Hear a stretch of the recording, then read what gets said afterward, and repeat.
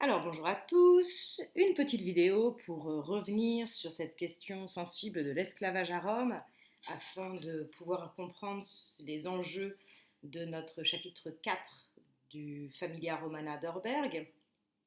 Alors pourquoi un petit point sur l'esclavage? Parce qu'on entend quand même beaucoup de choses. Il semble que la grille de lecture qu'on applique à l'esclavage en Antiquité ne soit pas réellement valide.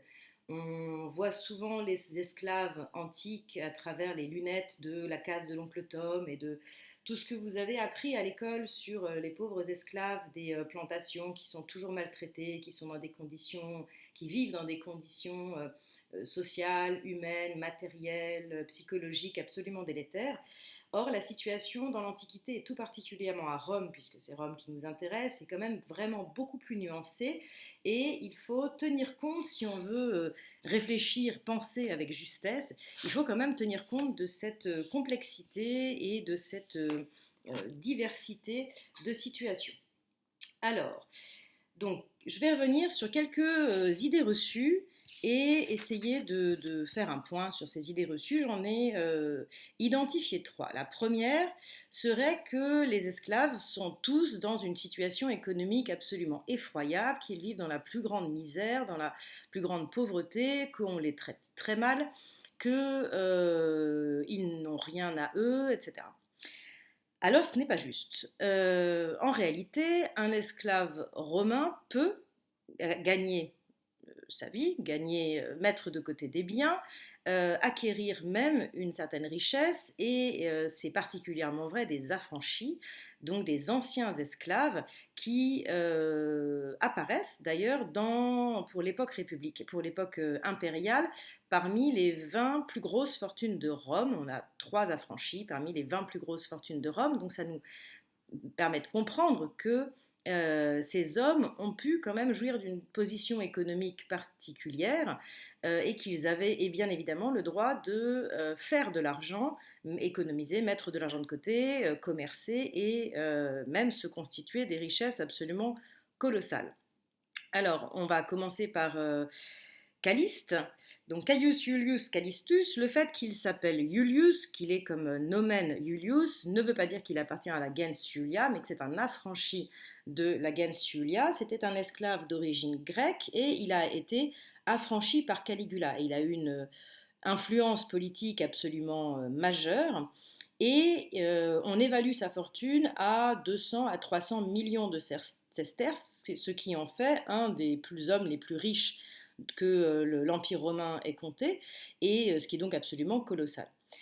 Même chose pour Marcus Antonius Pallas, on est toujours au 1er siècle après Jésus-Christ, c'est lui aussi un affranchi, c'est un proche de l'empereur Claude, il va être secrétaire des finances par exemple, et on évalue sa fortune à 300 millions de sesterces. Narcisse, c'est un homme que vous devez avoir croisé, vous l'avez peut-être croisé par exemple dans le Néron, enfin dans le Britannicus de Racine. Donc c'est un proche de Néron, auparavant il avait été un proche de Claude, c'est la première fortune de Rome de son vivant, 400 millions de sesterces, c'est absolument colossal. Et vous avez peut-être lu le Satyricon de Pétrone, ce magnifique roman, premier roman de l'histoire de la littérature occidentale. Pétrone, qui est un proche, on ne sait pas exactement qui c'est, mais il y a plusieurs Pétrones dans l'histoire romaine, mais on pense que c'est le Pétronius qui s'est suicidé sur ordre de Néron. Donc on est toujours au 1er siècle après Jésus-Christ, autour des années 60 après Jésus-Christ, et Pétrone, dans son roman, met en scène un affranchi qui est le modèle, le parangon du parvenu, du nouveau riche, de mauvais goût, etc., mais qui a une fortune absolument colossale. Il possède lui-même une quantité absolument pharaonique d'esclaves, donc ça ne le gêne absolument pas. Vous voyez, en tant qu'affranchi, il n'a pas de tabou au sujet de l'esclavage. D'ailleurs, la première chose qu'il fait, il raconte sa vie dans le roman, la première chose qu'il fait quand il gagne vraiment de l'argent, c'est d'acheter des esclaves. Et donc Trimalcion est tellement riche qu'il ne peut même pas faire l'inventaire de ses biens. Déjà, quand son intendant vient lui présenter l'inventaire de ses biens, ça dure tellement longtemps que Trimalcion n'écoute jamais jusqu'au bout, il l'arrête toujours avant. Puis il ne sait même pas combien il a de propriétés, combien il a d'esclaves, tant ses richesses sont grandes.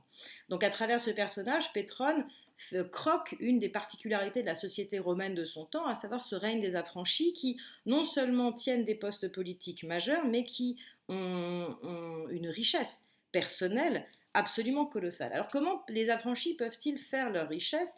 Et là aussi, ça nous permet de revenir sur une deuxième idée reçue qui serait que les esclaves seraient au banc de la société et qu'ils ne s'occuperaient que des tâches subalternes, un peu comme les bonnes à tout faire du 19e siècle.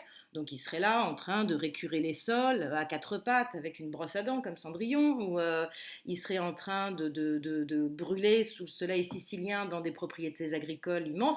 Alors cette situation existe, évidemment. Vous avez des esclaves qui ont des situations excessivement difficiles, entre autres dans les propriétés agricoles, dans les grandes propriétés agricoles. Alors pourquoi ont-ils des situations difficiles? Eh bien, c'est le point 4, parce qu'ils sont pris en charge par des willikis. Alors le willicus, c'est un régisseur, un intendant qui gère les esclaves au nom de son maître. C'est un peu comme les capots dans les camps de concentration qui étaient eux-mêmes des prisonniers. Ces intermédiaires-là, qui sont eux-mêmes de conditions serviles, se comportent en général très mal, ils abusent du petit pouvoir qu'on leur donne. C'est les tyrannos, vous voyez, de la pyramide de la Boétie dans la servitude volontaire, quand ils nous expliquent que entre le tyran et le gros populace, et la population générale, vous avez tout plein d'intermédiaires, et que ce sont ces intermédiaires qui se comportent souvent très mal et qui abusent de leur pouvoir.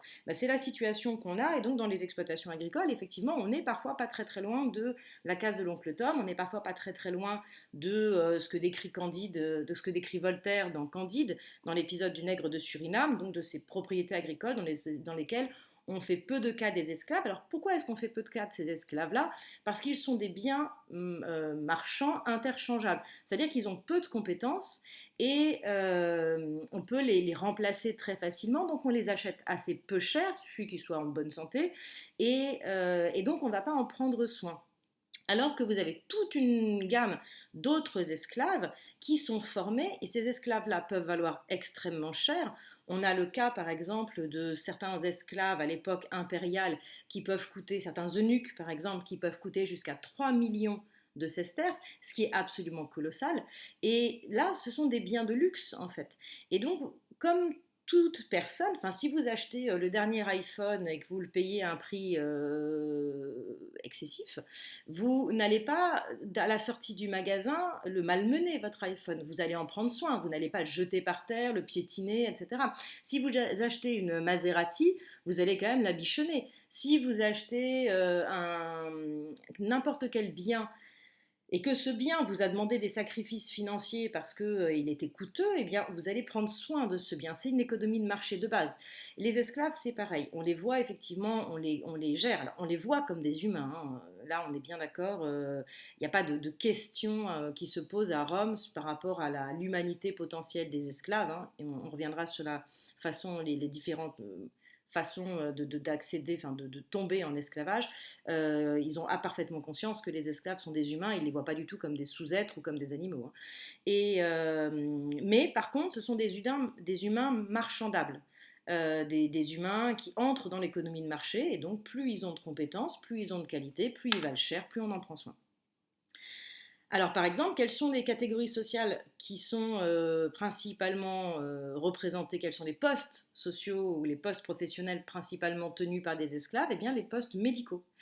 Alors, on ferait bien de s'en souvenir aujourd'hui, parce que quand un médecin est esclave, il fait quand même très attention à ce qu'il fait. Vous voyez, je vais voir mon médecin.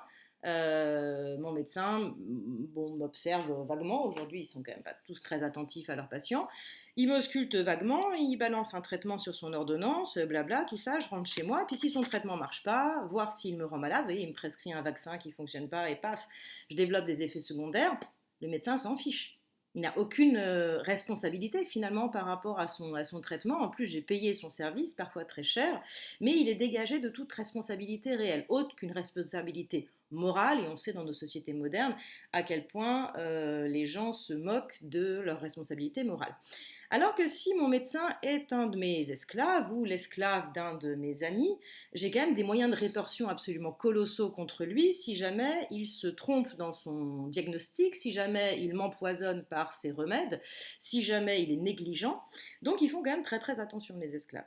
Et par exemple, Antonius Musa, au 1er siècle après Jésus-Christ, était un affranchi, donc un ancien esclave, et c'était le médecin personnel de l'empereur Auguste.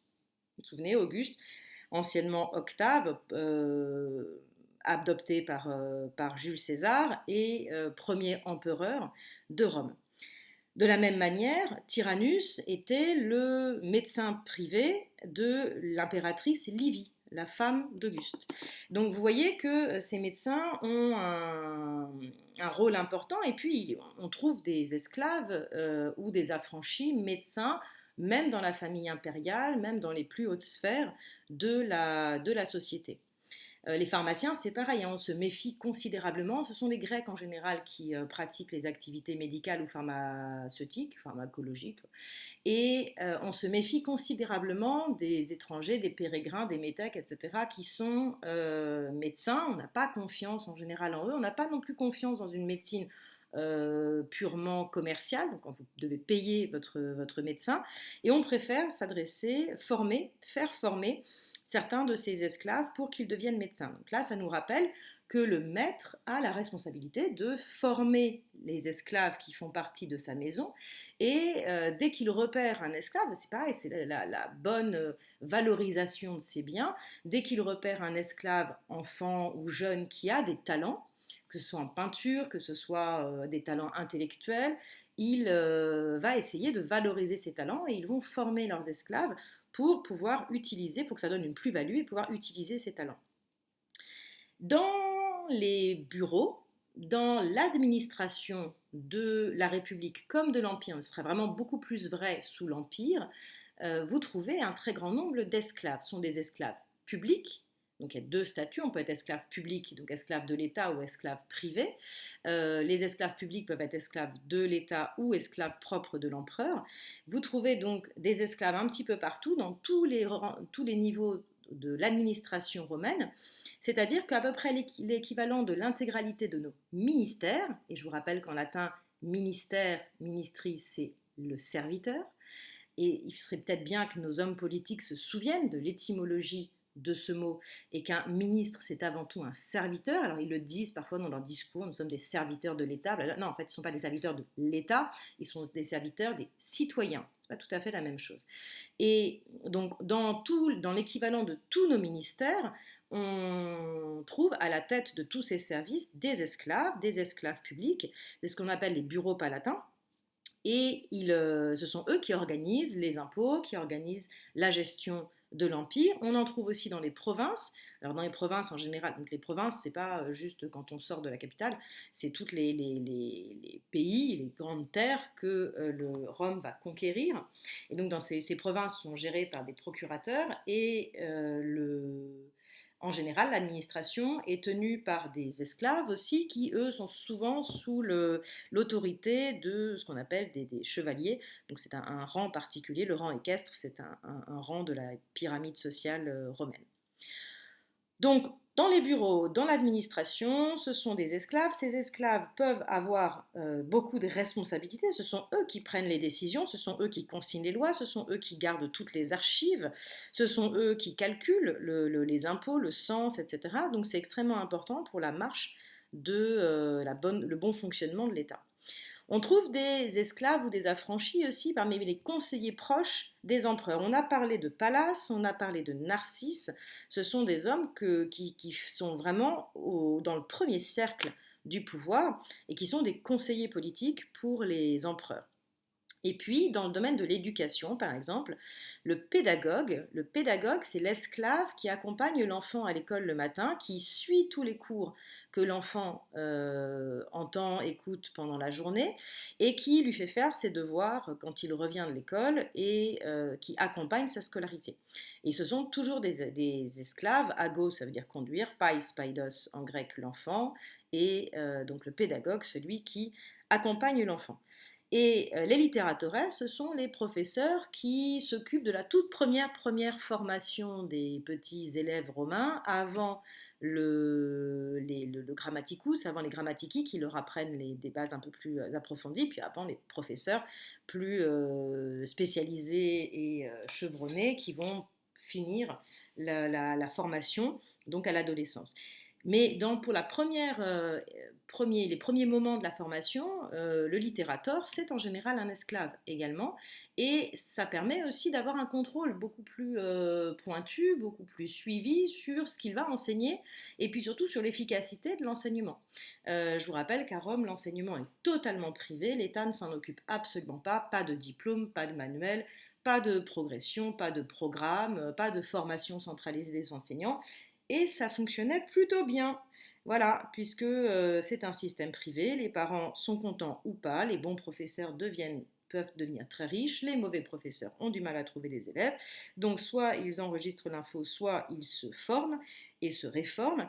Donc c'est un système de satisfaction, les parents savent bien peuvent quand même voir, il ne suffit pas d'avoir tel ou tel diplôme ou de passer tel ou tel échelon en fonction de son âge, les enfants engagent le professeur pour une tâche particulière, que l'enfant acquiert telle ou telle compétence, mais les parents sont quand même en mesure de vérifier que cette compétence, elle est acquise ou qu'on les a enfumés.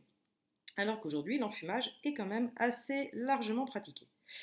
Euh, alors, on peut se poser la question de savoir comment on devient esclave à Rome, puisqu'on se rend compte que finalement, on a des esclaves un petit peu dans toutes les couches de la société, dans tous les métiers.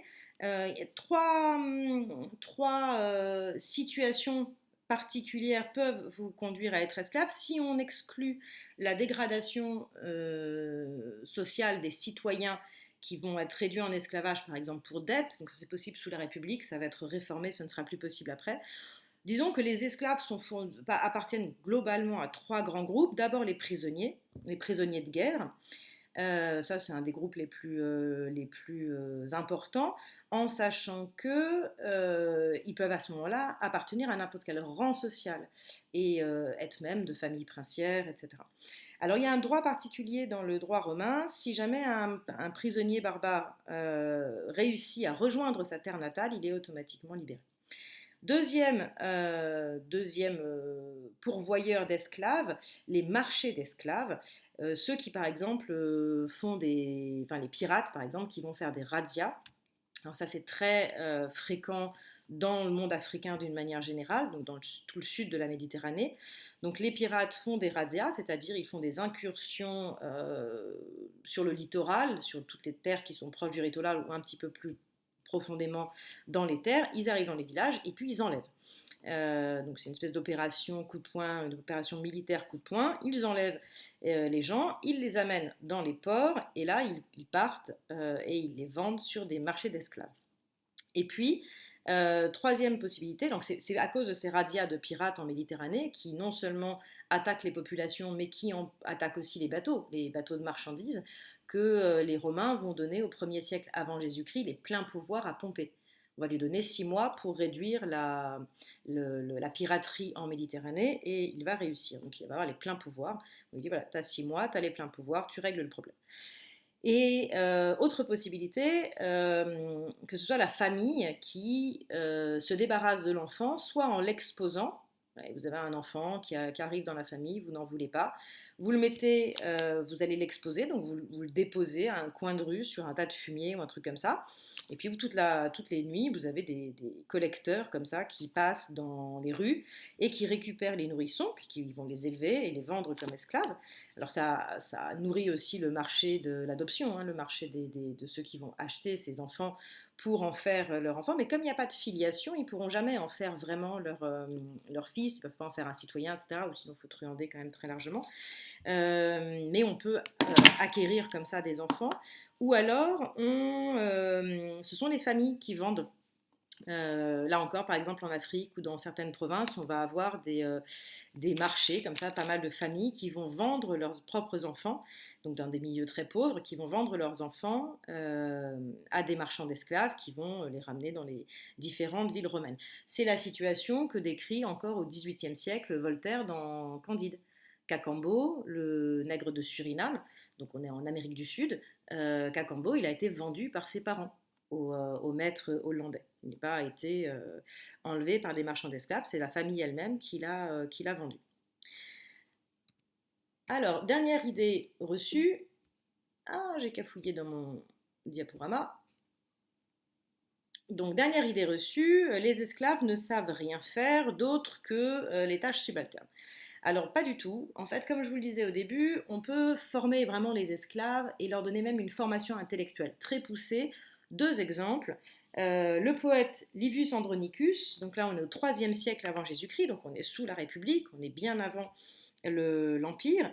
Et le poète Livius Andronicus était l'affranchi d'un citoyen romain qui s'appelait Marcus Livius Salinator. C'est pour ça qu'on retrouve Livius dans son nom, parce que c'était un affranchi, et il était le précepteur de ses enfants avant de devenir un des plus grands auteurs latins, un des plus grands auteurs, dramaturges, auteurs de tragédies latines, un des premiers surtout auteurs de tragédies purement latines.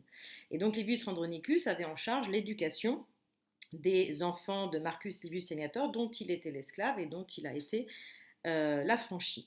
Et de la même manière, Tyron, là on est au 1er siècle avant Jésus-Christ, Tyron était l'esclave de Cicéron. Tyron était un immense intellectuel qui a vraiment aidé Cicéron à développer ses plaidoiries, à écrire ses plaidoiries, etc. Et il a même développé un système dont j'ai mis un petit exemple à droite, un système qu'on appelle les notes tyroniennes, et ces notes tyroniennes vont être utilisées jusqu'à la fin de l'époque carolingienne en Europe, donc c'est l'ancêtre de la sténo. C'est une façon de prendre en note très rapidement un propos oral, puisque Tyron était le secrétaire de Cicéron, il assistait au procès. Cicéron pouvait parler pendant 7-8 heures lorsqu'il développait une plaidoirie, et donc Tyron, au fur et à mesure, prenait en note tout ce que Cicéron disait de manière à pouvoir améliorer. Vous voyez, Cicéron, lors de sa plaidoirie, avait appris par cœur, vous vous renseignerez sur les palais de la mémoire et sur l'étonnant travail sur la mémorisation que les Romains ont fait.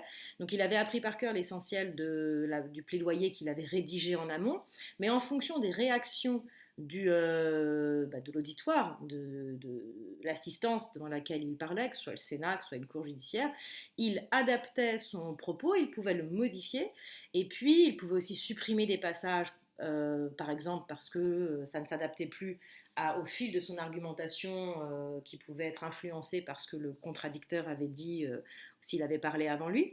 Et donc il pouvait modifier son discours, et c'était le rôle de Tyron de prendre en note toutes ces modifications, mais de les prendre en note au fur et à mesure de la parole de Cicéron. Donc il fallait être capable d'écrire aussi vite que l'on parle, ce qui est quand même excessivement difficile. Donc il a développé cette technique de prise de notes. Leur relation était essentiellement une relation amicale, même plus qu'une relation professionnelle. Et d'ailleurs, Cicéron a affranchi Tyron, ce qui n'a absolument rien changé à leur vie. Tyron a continué à vivre chez Cicéron et il a continué à le servir jusqu'à sa mort. Et d'ailleurs, Tyron, là aussi, les esclaves mourraient jeunes, machin, etc. Ben non, c'est comme tout le monde. Ça dépend, de son état de santé, mais aussi de ses conditions de vie. Et Tyron est mort à 99 ans. Donc, alors comment les esclaves peuvent-ils se racheter? Eh bien, on peut se racheter parce que à partir du moment où on a comme ça un métier qui est un métier à plus-value, on peut mettre de côté, on peut faire des économies si le maître nous y autorise. Par exemple, ce sont souvent des esclaves qui tiennent les boutiques, selon un système qui est un petit peu le même système que celui des franchises aujourd'hui dans les grandes chaînes commerciales. Et donc la boutique peut être tenue par un esclave et le maître peut exiger, attendre par exemple un certain chiffre d'affaires.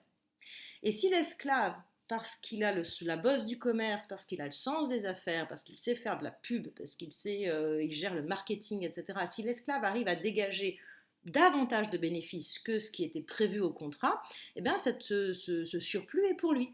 Et il peut se constituer comme ça un petit capital qu'on appelle le peculum, ça a donné le pécule. Donc ce pécule, c'est cet argent que l'esclave peut dégager et qu'il va pouvoir consacrer à son propre rachat. Donc on peut être affranchi par pure générosité de son maître, c'est le maître qui décide comme ça d'affranchir quelqu'un, c'est ce qui s'est passé pour Tyron. Cicéron a décidé de l'affranchir, il remplit les papiers, il l'affranchit, mais on peut aussi se racheter soi-même. Je vous avais parlé au début de cette petite vidéo de Trimalcion dans le roman de Pétrone. Bah, Trimalcion, il a mis de l'argent de côté, il avait la bosse des affaires, il a fait des affaires de dingue au nom de son patronus, au nom de son maître au départ, et il a pu se racheter. Alors il reste toujours sous l'autorité théorique, militaire, etc. du patronus, mais il a pu se racheter grâce à l'argent qu'il a mis de côté grâce aux affaires qu'il a faites. Donc voilà, ce petit point était là pour remettre un peu quelques petites choses en place par rapport à l'esclavage à Rome. Et je vous attends dans la vidéo suivante pour que nous traduisions ensemble le chapitre 4 d'Orberg.